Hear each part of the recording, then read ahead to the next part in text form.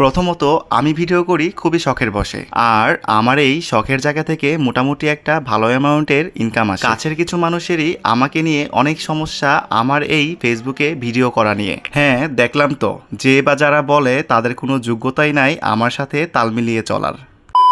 Hey guys, welcome my Facebook blog. কেমন আছেন সবাই? আশা করি ভালো আছেন। যাই হোক, বেশি কথা না বলে ভিডিওতে চলে আসি। এইটা ছিল আমাদের ঈদের দ্বিতীয় দিন। ঈদ উপলক্ষে রাশেদ ও রেশমা ভাবির বাসায় আমরা সব ফ্রেন্ডরাই ইনভাইটেড ছিলাম।